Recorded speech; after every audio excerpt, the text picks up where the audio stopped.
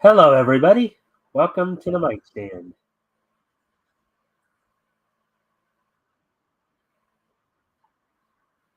All right.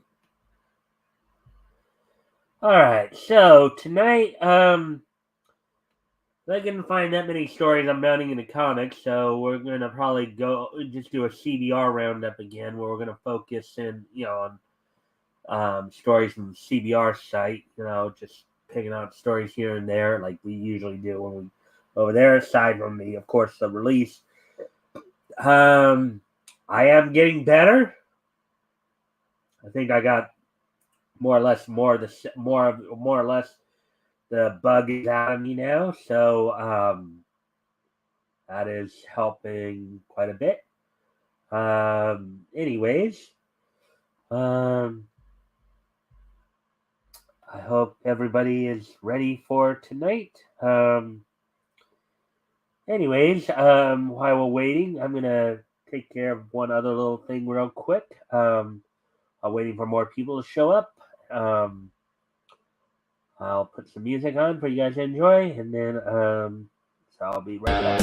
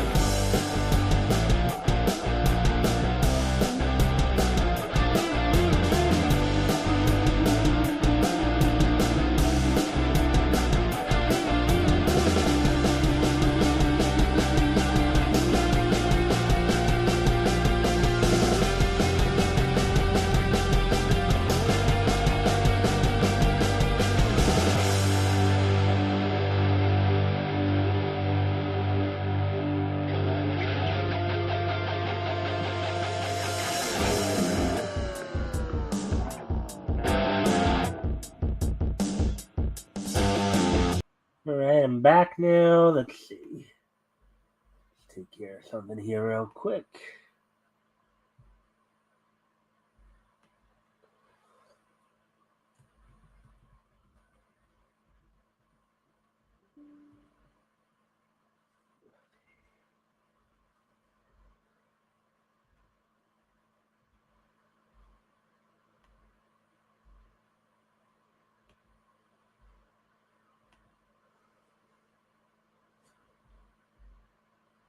All right, so with all that being done and said, um, so we're coming up on 5 minutes now. So like I said, we're gonna, of course, do CBR roundup. We're gonna, hit some wrestling news, and this day in each history, then close out. So with that, why don't we go ahead and get started? So let's see now.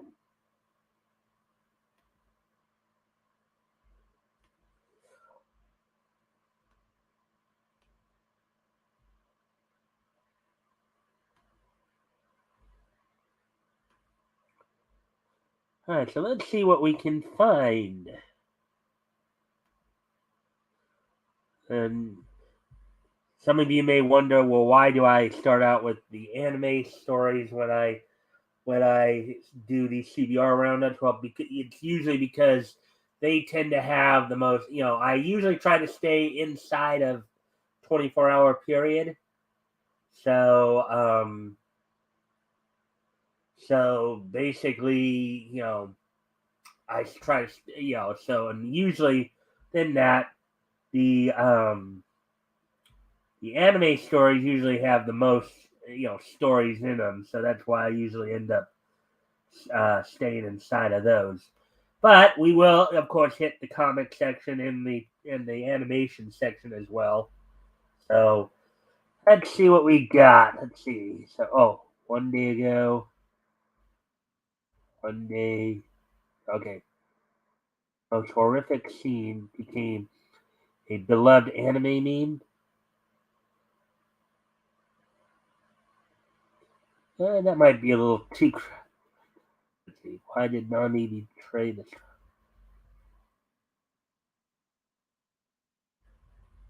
Hmm.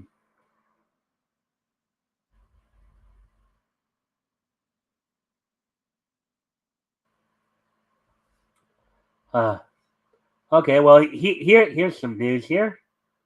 Interesting news and release news. Let's see.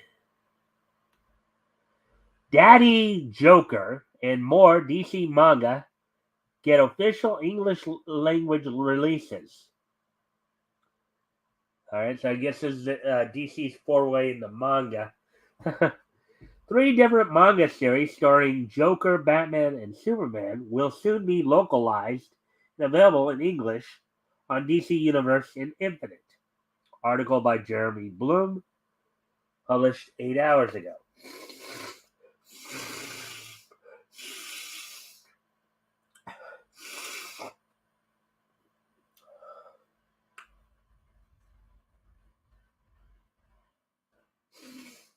All right. DC and Japanese publisher Kodansha will soon bring three popular manga series to English readers, including an unusual story where the Joker raises a baby Batman. Hmm. That sounds like an interesting twist. English versions of Joker One Operation, Joker One Operation Joker, Batman Justice Buster, and Superman vs. Meshi will launch on DC Universe Infinite. DC's digital comic distribution platform. In 2023, DC Universe Infinite will up will be updated with a new manga-friendly reader to coincide with their release. Physical collections of these series will be available in stores this fall. Yeah, kind of like what Dark Horse does. Dark Horse has done English adaptations of a lot of manga series over the years. They're probably the most prominent, but I think Image may have as well. So, but anyways, continuing on here. Joker, One Operation Joker, introduced the world to a daddy clown prince of crime. Joker, One Operation Joker, is perhaps the most notorious of the manga and attracted international attention in 2022 for its off-the-wall plot. Originally serialized in the weekly manga magazine Morning, the story is penned by Satoshi Miyagawa, who also penned Uchu Senkan uh, Tiramisu, illustrated by Keisuke Goto. Joker, One Operation Joker, sees the clown prince of crime raising an infant Bruce Wayne, who de-ages in the story due to a freak accident. The title refers to the Japanese phrase "wanrope," which roughly translates into one person or one operation, and is sometimes used to refer to a single parent. Uh, Batman Justice Buster, written and illustrated by Eiichi Shimizu and Tomohiro Shimoguchi, who did the Ultraman manga, features a more traditional and serious version of the Dark Knight early in his career. The plot revolves around a new take on Batman's faithful sidekick, prompted by a rising crime wave in Gotham City. To combat increased threats, Batman develops a computer system dubbed Robin that will hopefully allow him to be stronger and faster when it comes to protecting the city. Kind of like the Batwave idea they kind of put into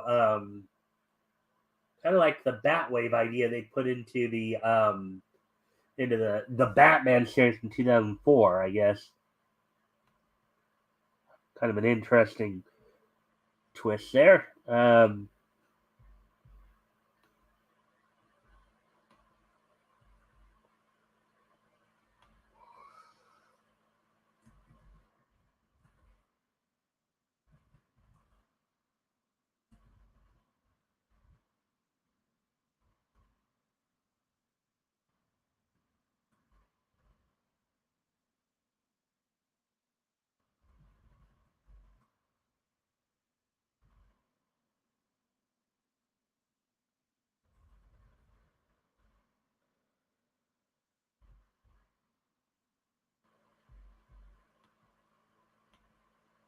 Anyways. Let's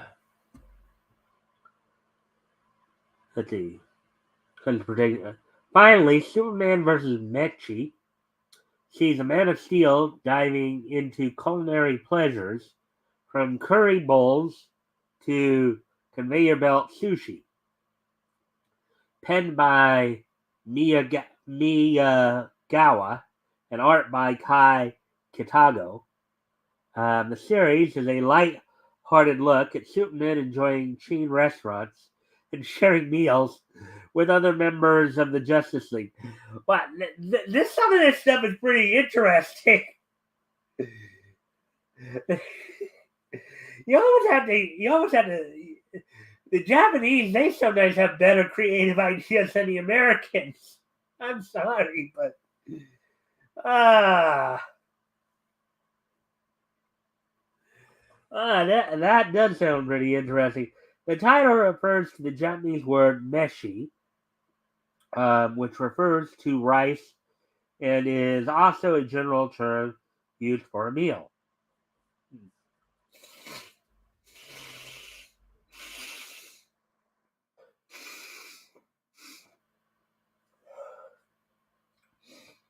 Joker One Operation Joker, Batman Justice Buster, and Superman versus Meshi were originally published by Kodansha in Japan and are the latest manga officially licensed by DC.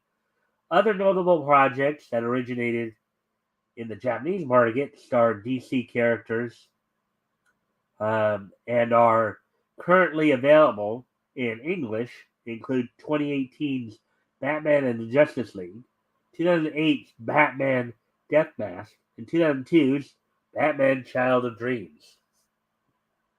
And Batman has such an international appeal too, if you think about it, because I mean, look, he's known for globetrotting. He's known for having battles with villains, not just in Gotham, but some of his battles, for example, with Ra's al Ghul, have taken place outside of Gotham.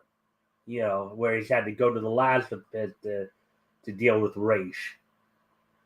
He's even had to, maybe go into, areas like can't even think. but I'm sure he's had to deal with villains other than his own rogues gallery, like Count Vertigo and Sonar, who are each dictators in their own countries.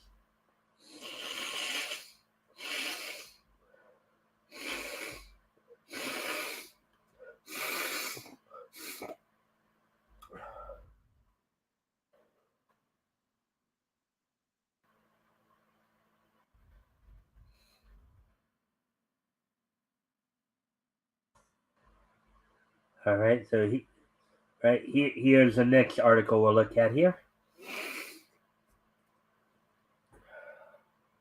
Attack on Titan final season debuts new image of a painfully pensive Levi. Attack on Titan's beloved Levi Ackerman gets the spotlight in a new image a week away from the release of the final season part 3. Article by Michael John Day, published 7 hours ago.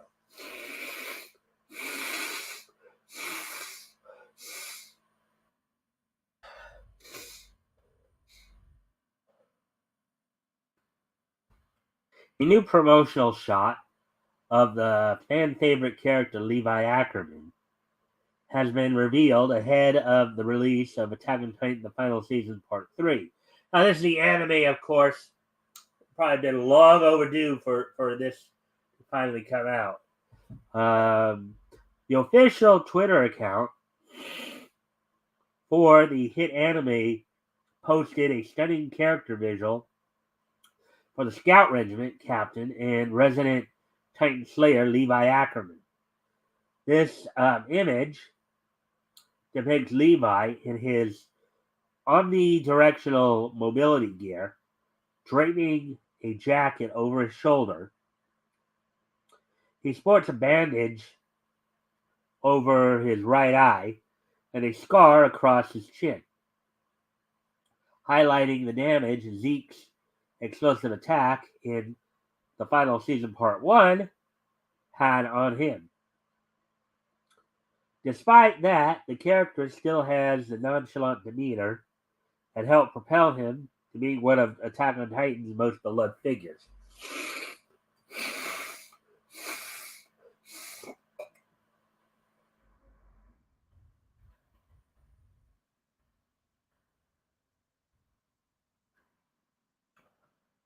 So there's the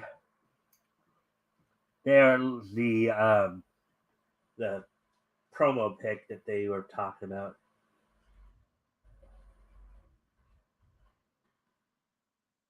Levi's return to Attack on Titan the final season.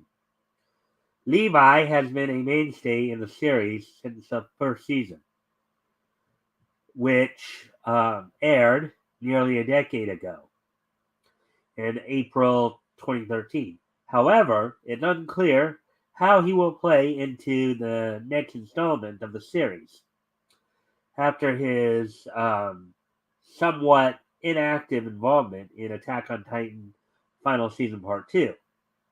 The answers for this will come on March 4th, 2023, when the first core of part 3 begins with an hour-long Attack on Titan episode. Season 4, otherwise known as the final season, started on December 7th, 2020, began its second half on March 29th, 2021. So I'm guessing they're probably talking about the English dub. I don't know. But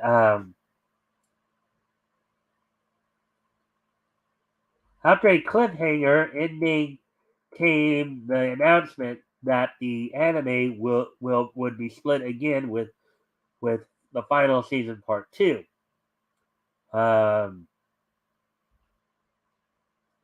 Beginning its first half on January 10th, 2022, and its second on April 4th, 2022. Second part also did not conclude the saga with the announcement of an upcoming part 3, also split into 2 cores. Okay, so maybe this is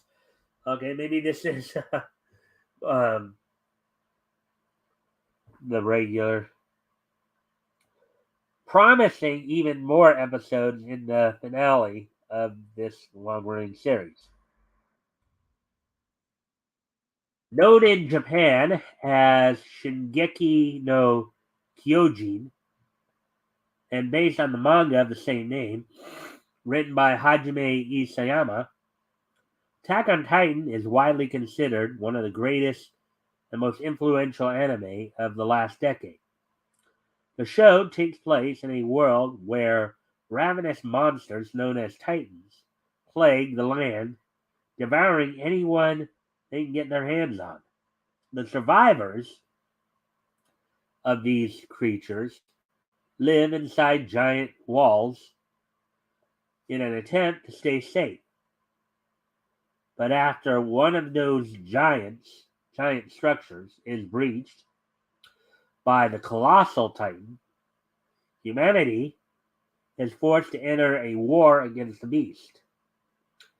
Attack on Titan was initially produced by Wit Studio, with Studio Mappa taking over for the final season. The entire show is available to stream on Crunchyroll in Japanese, English, Spanish, German, and Portuguese. Alright, so there we go with that. I'm going to go off camera here for a moment. Well, before I do that, let me take care of something here.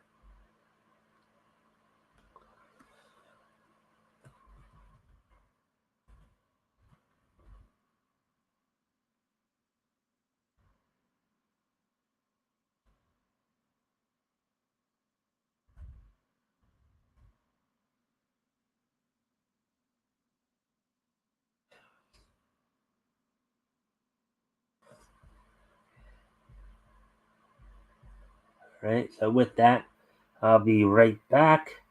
Put on some music for you guys while I'm gone.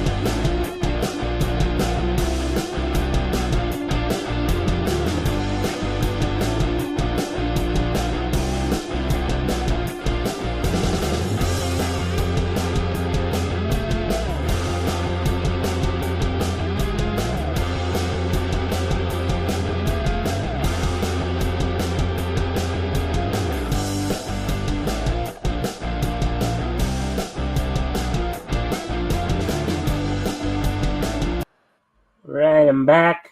Let's get back to this and let's see what else we can find.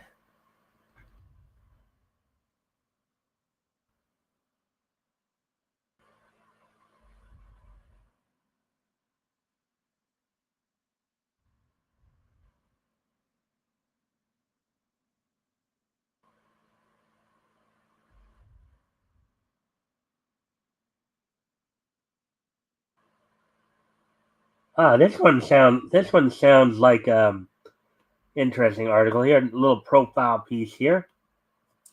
Unconventional anime heroines who changed the industry. Sounds like a little interesting little profile piece here. Let me go ahead and go over this.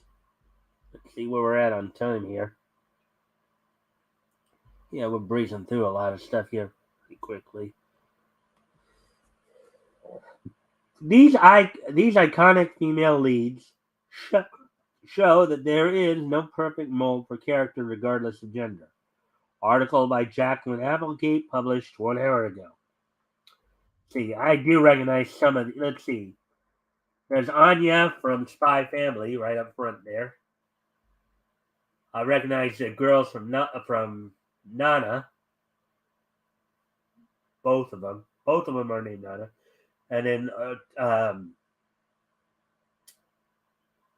Nana 7, the one next to the one to her right screen right there. I think that's Haruhi from Oron High School Host Club.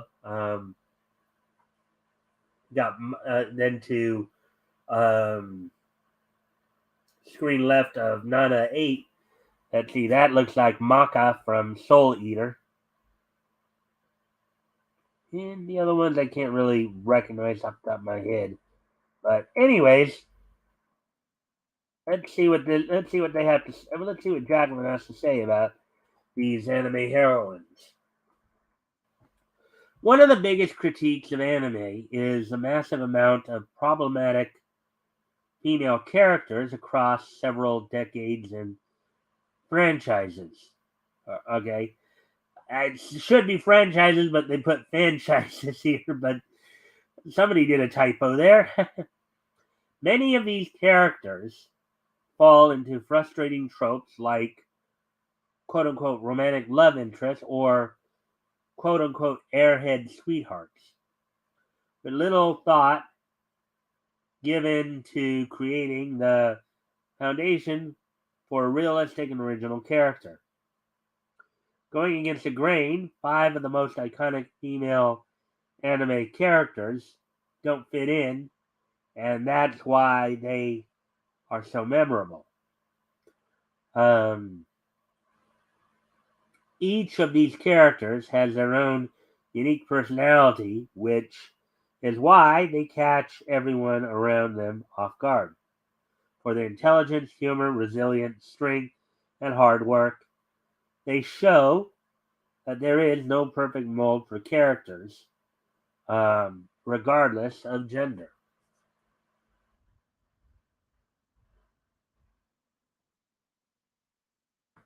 Haruhi's goals are based on intellect. Haruhi from Oron High School Host Club. The series Oron High School Host Club is a beloved series, known for its humor and for switching up the shoujo narrative. Yeah, Oron High School Host Club is more of it's a reverse harem anime. With instead of one guy surrounded by a bunch of girls, it's one girl surrounded by a bunch of guys. And Haruhi is the girl surrounded by a bunch of guys. And of course, the guys all have very disparate personalities and quirks and all that, as pointed out in the series, which adds to the humor of the series.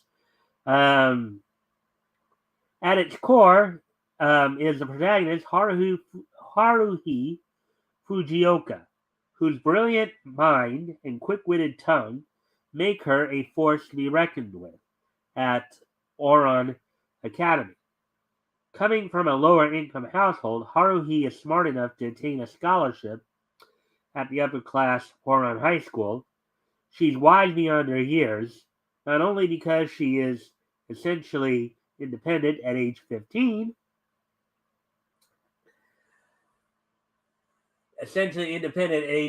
which in Japan a lot of kids are living on their own at that age. I know a lot of people don't want to hear that, but especially with the whole cry of 18's adult, 18's adult,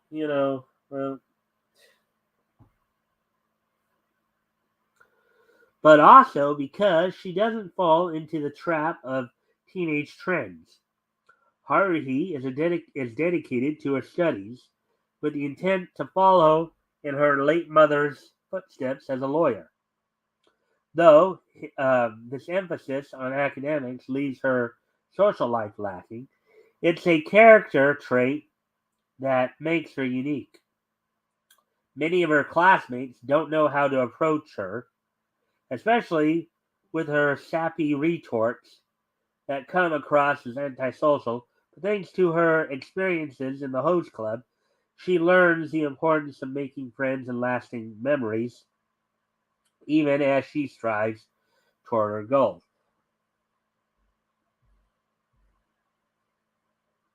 Now, one of the things you guys have to understand about Haruhi here is up until the host club got hold of her, nobody realized that she was a girl. Because the way she won, she was there on scholarship. Two, she didn't really have a uniform. You know, she couldn't afford a uniform due to the fact that she's from lower income. So it wasn't until kind of an accident that the host club even realized she was a girl. So they thought she was a boy when so let's see. Haru, Haruhi's obliviousness to relationships, both romantic and friendship, as well as her noble goal, are parts of what makes her so memorable. With her rebellious challenge of the status quo, she's prepared to handle any situation with her intelligence and strength of personality. Most female characters are written without skills to prepare themselves for the dangers ahead, which is why they so often become quote unquote damsels in distress. But Haruhi fights against stereotype with her brilliance. Uh huh.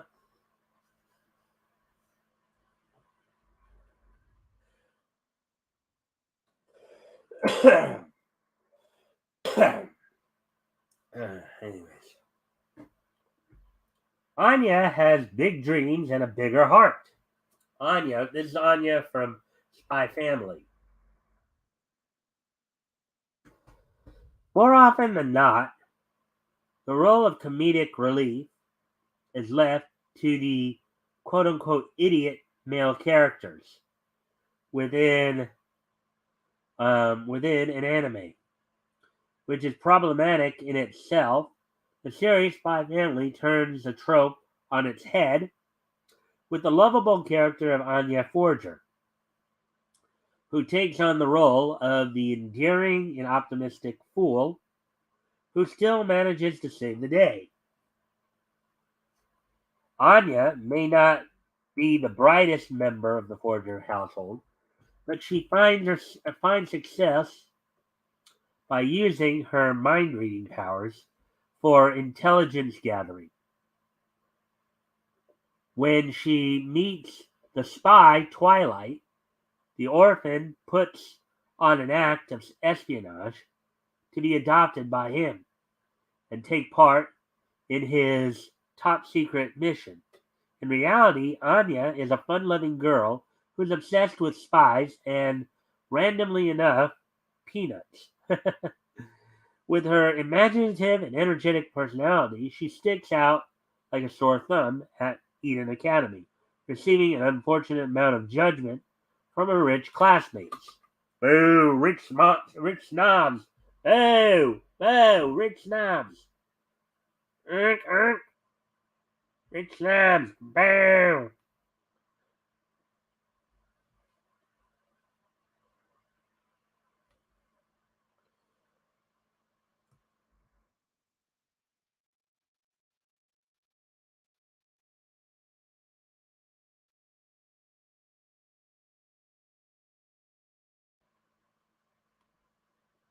Alright, so anyways.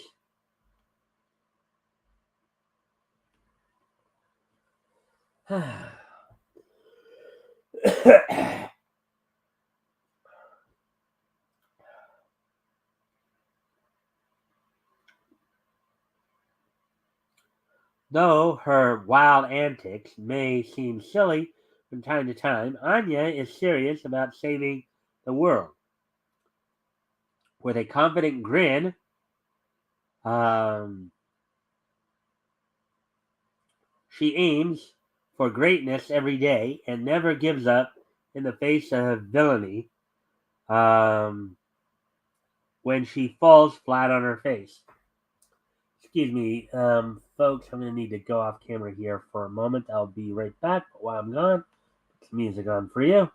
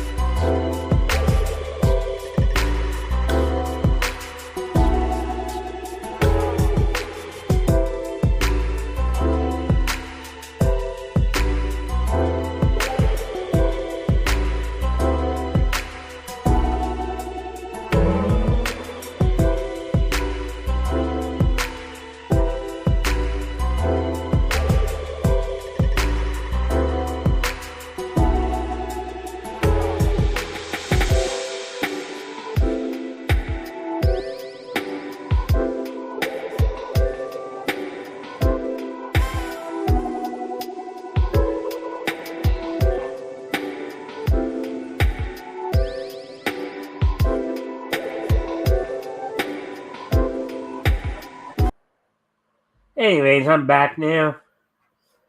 Had to go get some water. My throat is starting to feel a little prickly, so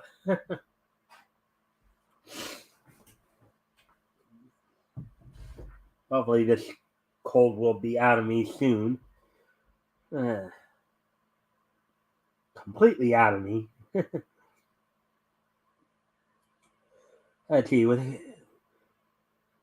It never gives up in the face of villainy, even when she falls. Okay, we read that part. Continuing on with the article here. With the narrative certainly playing off the fact that she's a child, Anya's imperfections and shortcomings are the crux of her lovable character and her comedy. Aside from entertaining aspects of Anya's characters, her flaws are also what makes her special.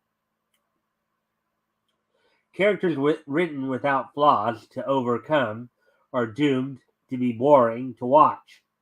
So even though she fails, Anya keeps moving forward, making her an underdog hero worth rooting for. Yep. Yep. That does sound.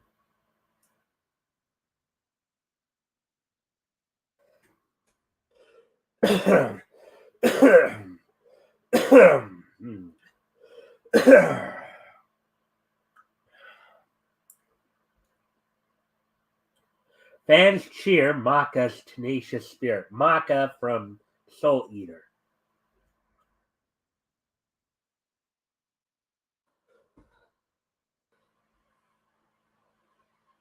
Though Soul Eater has an ensemble cast of characters, Maka Albarn serves as a protagonist with a lot to offer with her balanced vigilance.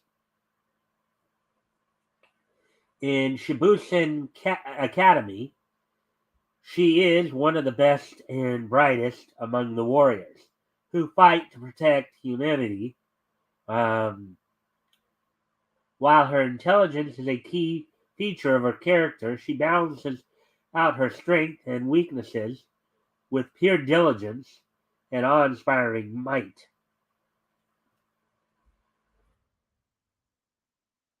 Maka and her death sight, soul, are one of many pairs who study and fight against evil, threatening mankind. As a student, she aims to be the best in academics, but that's not where her competitive nature ends.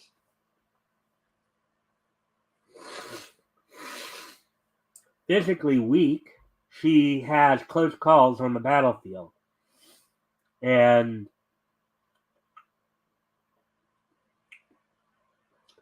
even though it eats away at her self confidence, she isn't held back for long. In a show of surprisingly reckless courage, Maka barrels into the battlefield, putting her all into every fight. Her bold and serious nature may rub certain people the wrong way, but she builds friendships when she shows compassion for others. Another key trait of her multifaceted character as she grows from both her victories and her losses. She becomes a tower of confidence that surely inspires all. Mhm. Tomo proves there is no right way, quote unquote, to be a woman.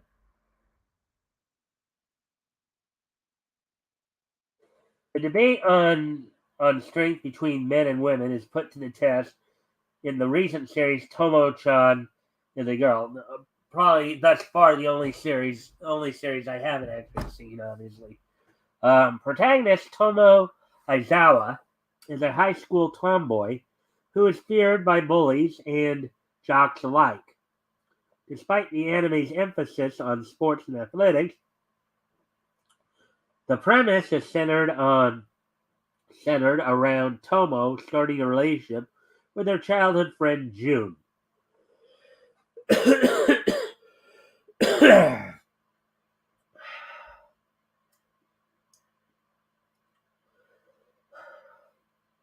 Normally, this would appear to follow the typical shoujo tropes, yet Tomo's unique character and fearsome strength gives a new vibe to the traditional narrative.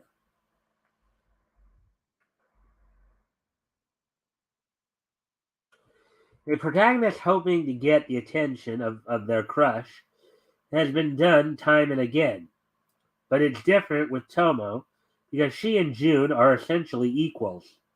Tomo and June are both martial artists who who compete as rivals at every turn.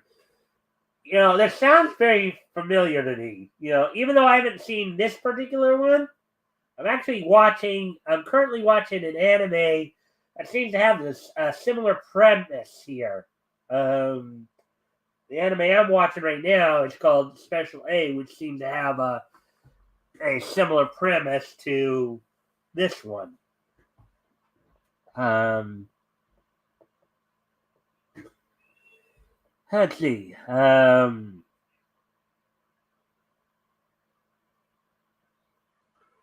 rivals at every turn. Tomo evenly matches June in competitive sports, and June welcomes her challenge, seeing her as his greatest rival and target. Though their rivalry gets in the way of their romance, too few series have had a female character with such resounding strength in the face of her male counterpart. Because she has no shame in her strength and competitive nature, most people are at a loss for words as to. Well, I have to make a correction here. This isn't the only. I also haven't seen Spy Family yet either. I intend to at some point because that's a series that's caught my attention. I've been covering that I this is one of the ones that I just didn't know a whole lot about. Tomo-chan. The first three I kind of knew about. Two of them because I've watched, and the Anya I've known because um, I've been covering news articles about it. So just to be clear on that.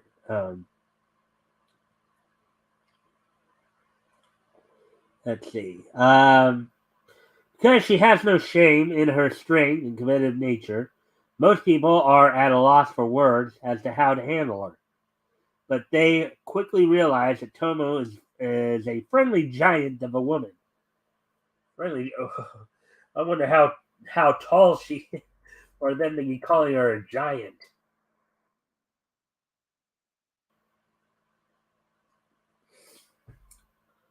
On top of her fearsome strength and recognition from male fighters, Tomo already sets a new standard for female characters outside of sports rings.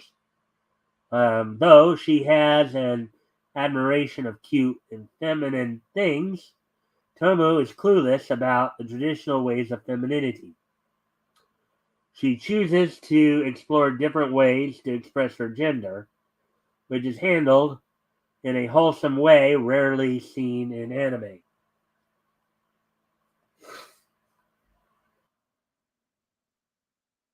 Nana overcomes adversity and becomes a star. This is one I've seen myself before, and this one's a cool one too. Some characters have tragic backstories, and others would overwhelm would be overwhelmed by um,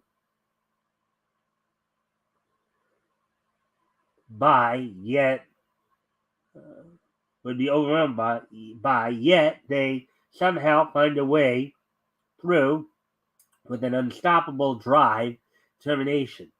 Nana Ozaki from the series Nana is one such character. Her independent now Nana. Okay, okay. I think they will mention. Okay, her independent spirit and unwavering desire to rise against the odds is what makes her such an empowering character.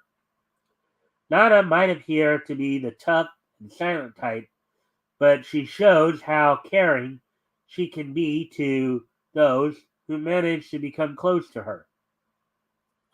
As a polar opposite of her romance-obsessed co-protagonist Nana Komatsu, Nana Saki is determined to survive the trials of everyday life on her own terms, eventually taking the music world by storm with her electrifying vocals and guitar.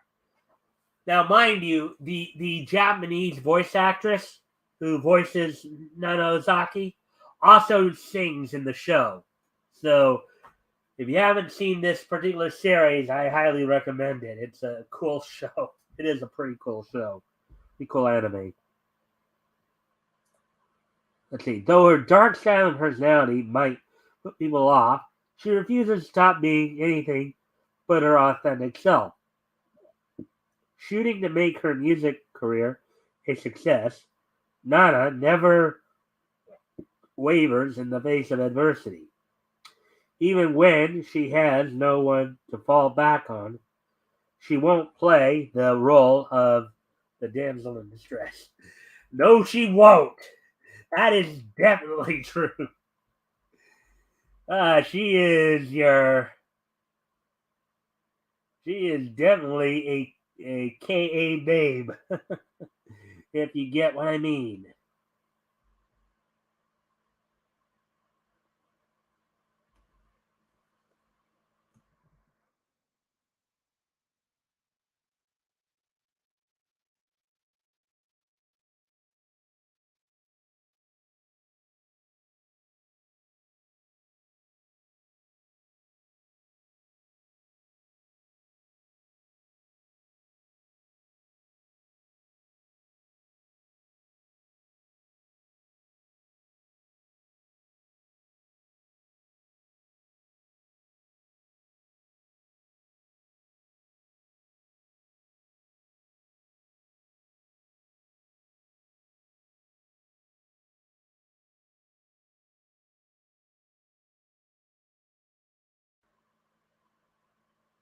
All right, I'm gonna go off camera here for a moment. I'll be right back.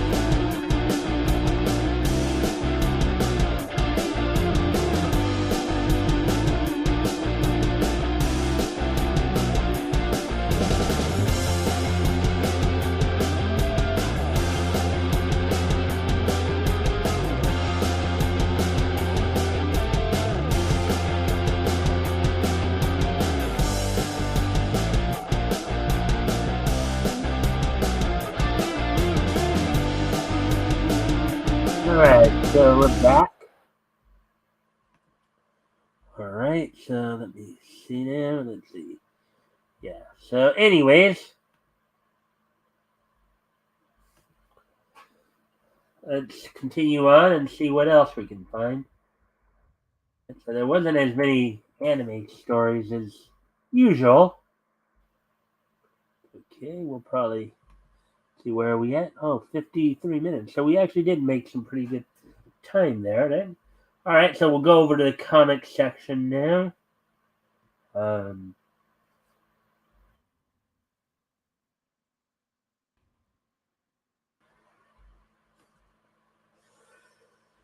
all right, so let's see. Anything inside a day ago? Oh, 3 days ago. Oh, okay, actually.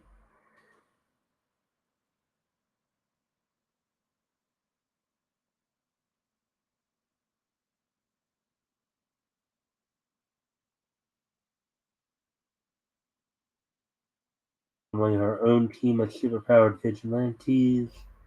Plot point, Carnage.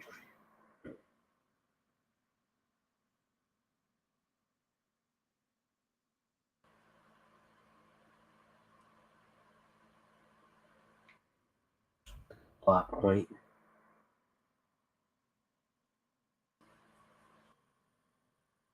Point.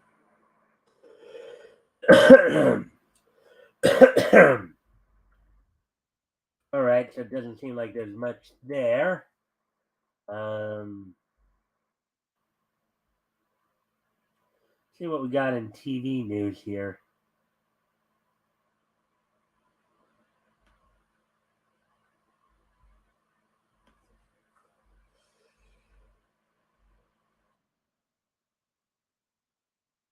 Is there anything in animation that might grab our attention here?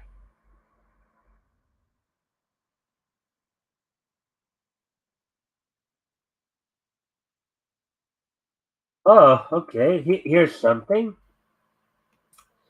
X-Men 97, 97 rumored to go longer than 2 seasons. Now, X-Men 97 is as I believe the spin-off to the original X-Men the animated series from back in 1990. The series that ran from, of course, 1992 to 97. The original series ran for 5 seasons, I believe. And now they're saying that the spinoff is rumored to go longer than 2 seasons. So a new X-Men 97 rumor claims that a hotly anticipated Disney Plus X-Men the Animated Series revival will continue beyond season 2. Article by Leon Miller, published 17 hours ago. Disney Plus revival series X-Men 97 will run for more than 2 seasons, according to a new rumor. The rumor comes courtesy of established scooper Casey Walsh, who claims to have access to Marvel Studios' production calendar. The document supposedly reveals that X-Men 97 will debut in fall 2023 and is penciled in for 4 seasons in total.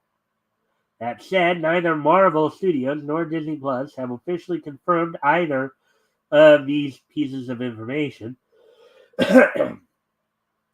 which means they should both be taken with a grain of salt for now. Well, yeah, for one thing, I don't think either of them are real happy that this information leaked out. And this could end up biting them in the butt, as if the first season doesn't do well, then it's going to be a problem. And there was already some criticism over the fact, like Alison Court, saying that she was going to give up being Jubilee so that a Chinese Canadian could take over the role. That was one of the things that was talked about. Again, the whole representation aspect, because Jubilee in the comics is Japanese or Chinese American. So with that, before we go on, I gotta go off camera here for a quick moment. I'll be right back. Before I do that,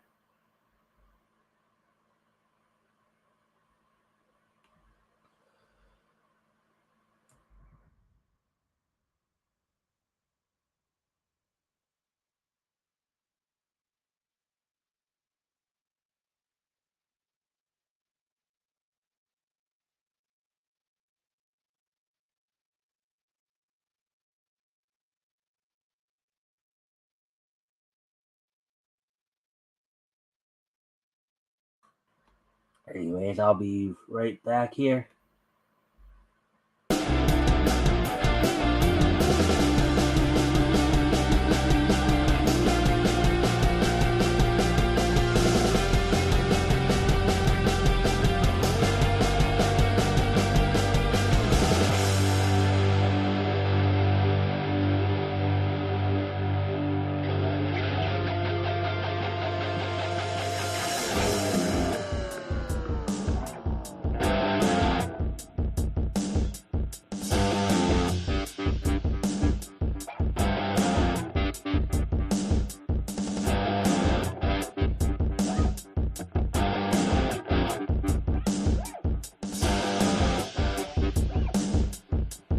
Back.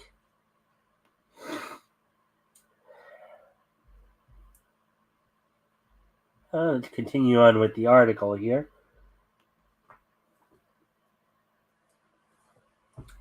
There is some evidence to support Walsh's assertion that X-Men 97 will continue beyond season 1, though voice actor Cal Dodd previously confirmed that production is already underway on X-Men 97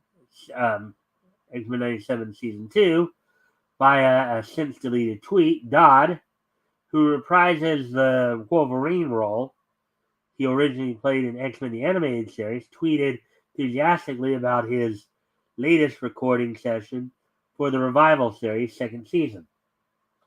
Probably deleted it because they didn't want it announced that they were doing multiple seasons yet, I'm guessing. Let's see. He also hyped season two's opening installment. Oh boy.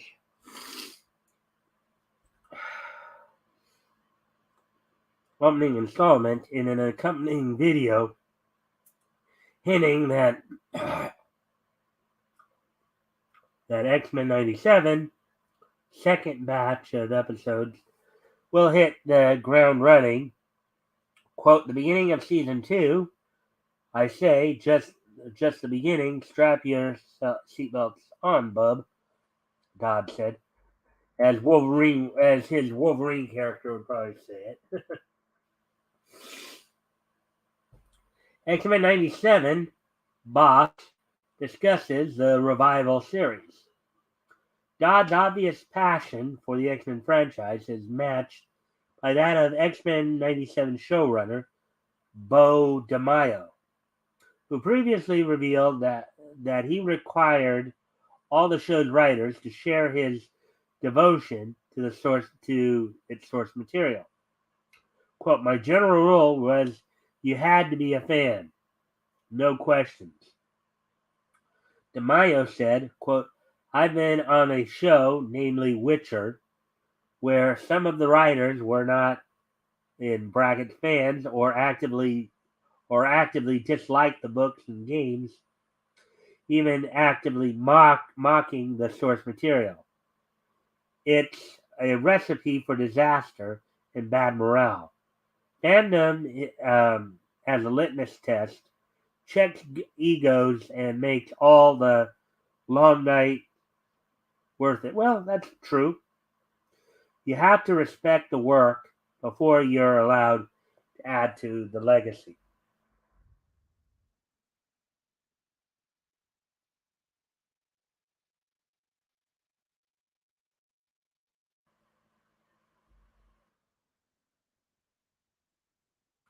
Mayo, DeMaio's determination to do X-Men the animated series justice with X-Men 97 extended as far as forking out a large sum of the rights to the former's theme song.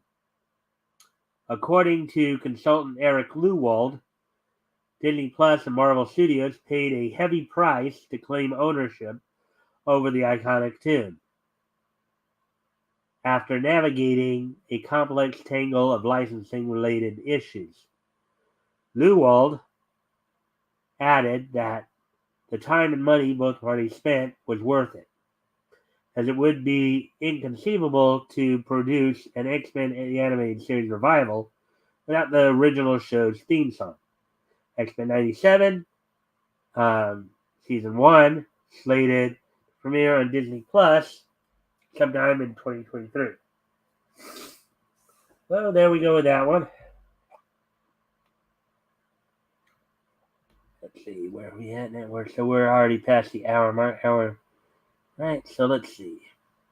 So we'll probably be getting to that's a wrap up. So let's see what else we might find here.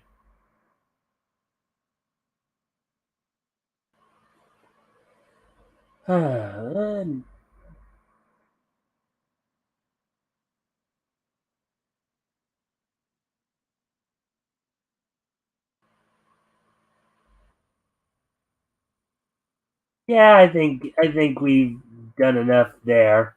Um, on articles. We're up to an hour. Oh, we're just at hour 4 now. Okay. Well, let me see now. So, I thought it would say hour 13. So, thought we were further along than we were. Well, um, my throat, of course, been bothering me a little bit here, just trying to get through this. So I'm gonna move ahead to the wrestling. Um, as always, if anything we talk about catches your attention, feel free to comment or ask questions. I'll try to answer them as best I can. Um, let's see.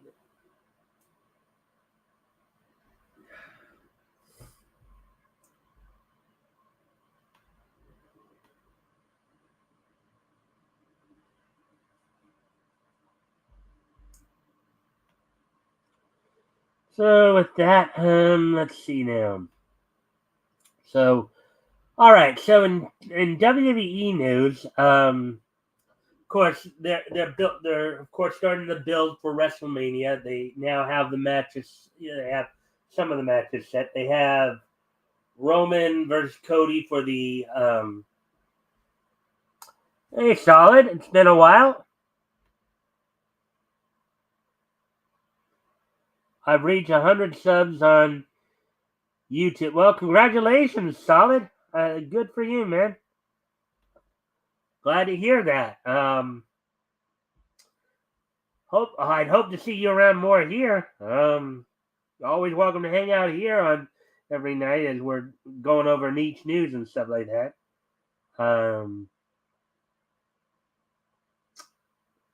I'm sure. Yeah, I'm sure you're more into the like anime stuff, which I was covering a little bit earlier. Some interesting articles I went over earlier. If you can like and share the stream as well, and see if we can get some more friendly people in here, that'd be appreciated. As we continue on here with the wrestling wrap up.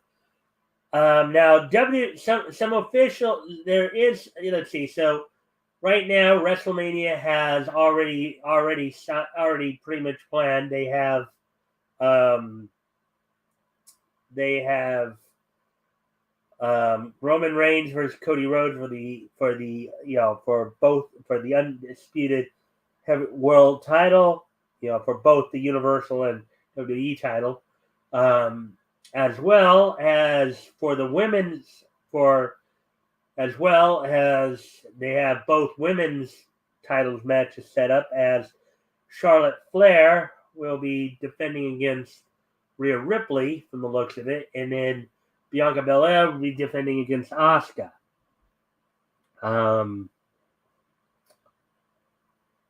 Let me see. Now, some WWE officials now they are also trying to possibly book a match between Sami Zayn and Kevin Owens against the Usos for the tag titles for the undisputed tag titles. However, there's some tension within some of the higher ups, and some higher ups are looking at Sami Zayn's popularity. There's a bit of a groundswell growing for Sami Zayn to be possibly added to the main event at WrestleMania, to the match between Cody and Roman, because this is something that happened very similarly with Daniel Bryan, Bryan Daniels, when he was with the WWE, and there are some who are for it, some who are against it. They're afraid though that Zayn's rising popularity might end up hurting Cody's popularity. Now, that's one of the big issues going on right now. Also, so supposedly now the asking price now, with Vince coming in to try to sell the WWE, the asking price is $9 million, which some have said is, over what it's actually worth. Some people have speculated that might be a way of discouraging people from buying it, or enticing like the Saudis to possibly buy it, as there's been some issues there. Anyways, and as I mentioned to you, I was going to go over last night's Dynamite results for you from AEW, as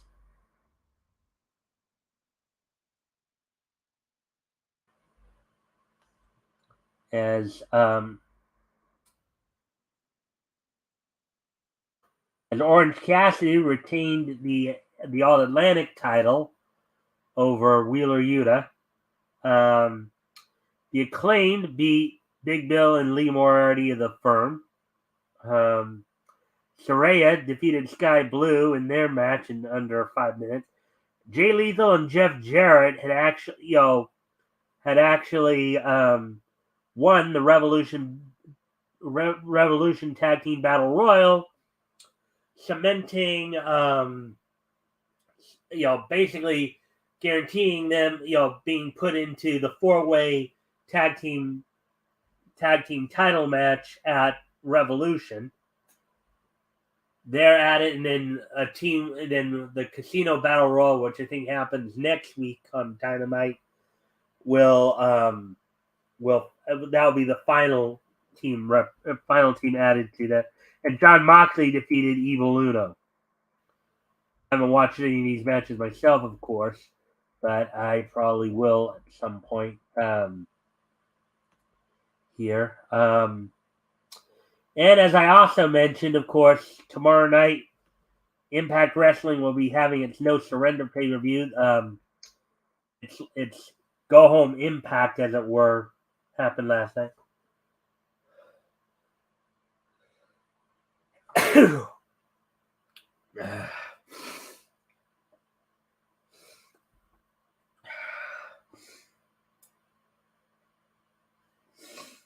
Anyways.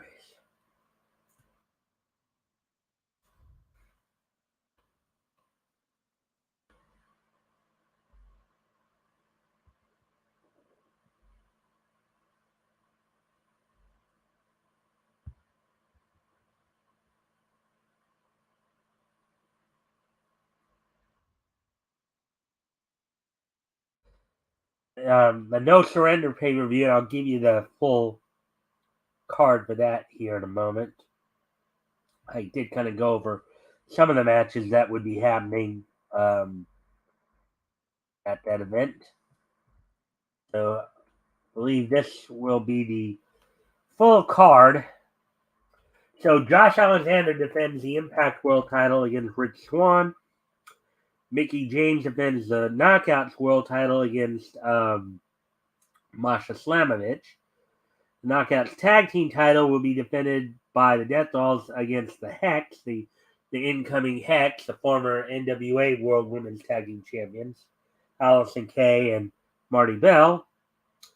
In a combat match, Joe Hendry defends the Impact Digital Media title against Moose. Now, I've seen a combat match before.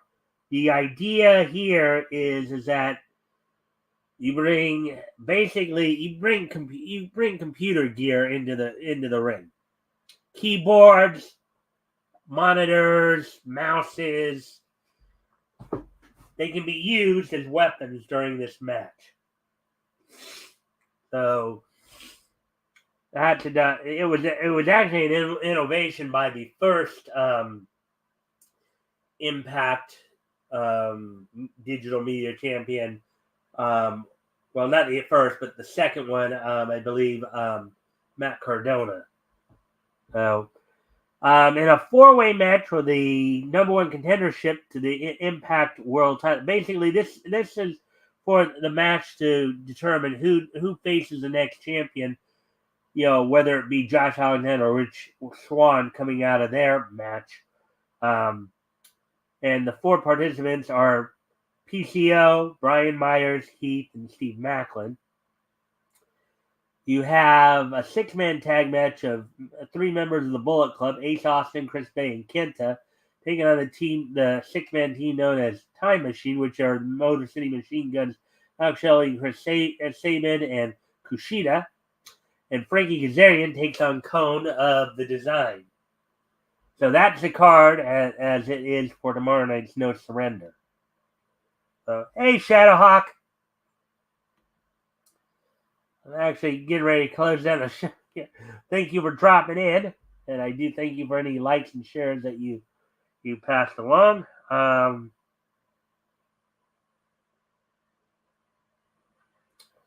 I hope you're having a good evening. I'm better, but not over this cold quite yet. But anyways, so with that, I think it's a good time to start wrapping up here a little bit as we will get down to this day in niche history. The day being Thursday, February 23rd, 2023. We will take a look back at this day in niche history. History! So, on this date in niche history,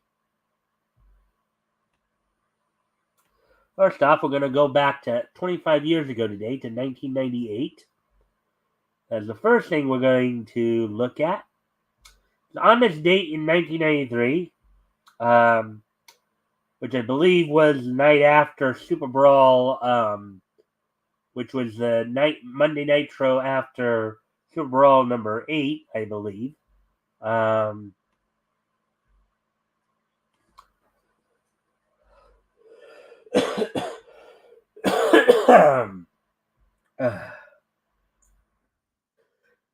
WCW held its Monday Nitro event from Arco Arena in Sacramento, California. Main event saw Sting retain the WCW World Heavyweight Championship over Scott Hall via DQ. Some of the other notable matches would include Bret Hart defeating Bryan Adams, Vicious and Delicious, Buff Bagwell and Scott Norton defeating High Voltage, Kenny Chaos, Booker T retaining the television title over the Renegade, Saturn defeating Yuji Nagata, Chris Jericho retaining the WCW Cruiserweight title over Lenny Lane, and then Chris Benoit and Raven going to a no contest. They had a very hot feud at that time, back in 1998. Diamond Dallas Page retaining the United States Championship over Hammer, also known as Van Hammer. Kurt Hennig with Rick Rude in his corner, fighting Lex Luger to a no contest. And that was pretty much for the majority of them. Now, February 23rd is just so nice that we're going to hit it twice. As also on this date in 1998, the final, well, I'll get right to it here. The final episode of Bobby's World, originally known as The World According to Bobby, which was an animated series that was of course produced by Phil Roman and Howie Mandel. Howie Mandel, of course, known for stand-up comedy. I believe Bobby Generic here was a character he'd used as part of his comic act, and he brought it to an animated series. So, of course, Bobby was Howie's son in the show. So, huh.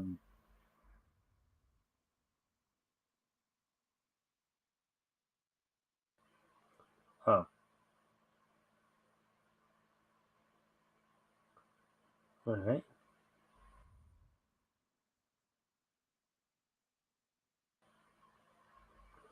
All right. So, anyways, on that day back in 1998, the final episode of Bobby's World would air its final episode. And now, the final piece of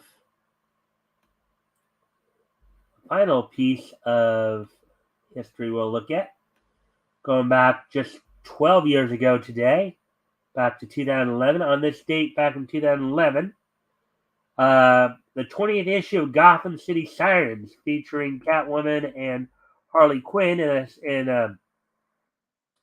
the Hell Hath No Fury storyline, part 1 here.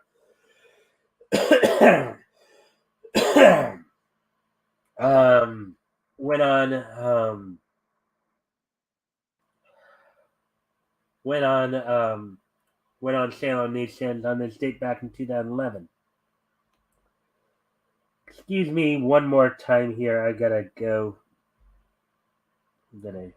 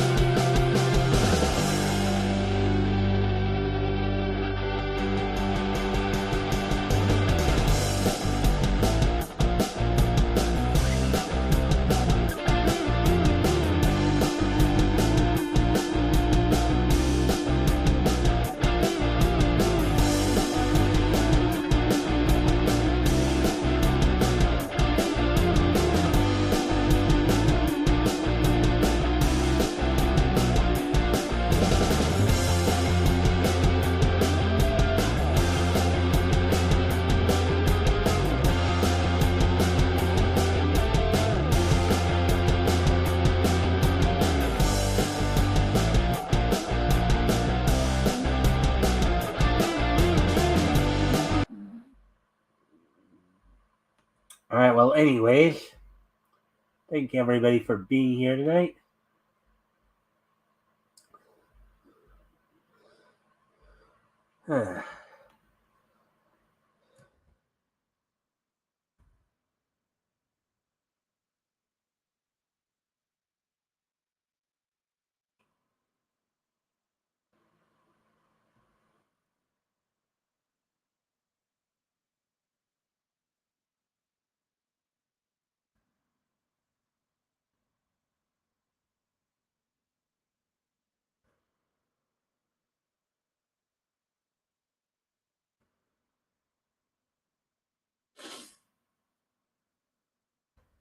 Anyways, all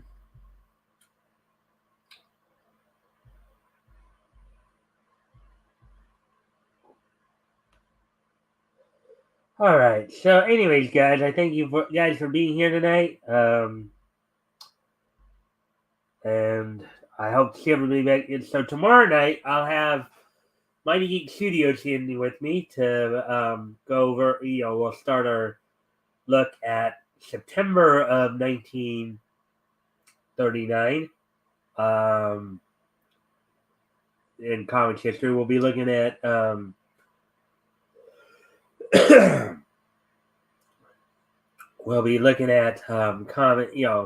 that went on sale at that time from DC. Focusing, of course, will be including the stories from Batman, Detective Comics number 32, Batman versus Mad Monk, the Return of the Gore storyline in Action Comics, I believe number 18.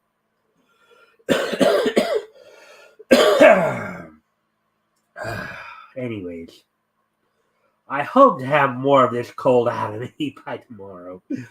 At least Saturday is usually my rest day, so hopefully that will fully vanquish it by then. But anyways, guys, I thank you guys for being here, and I will see you all tomorrow. Bye.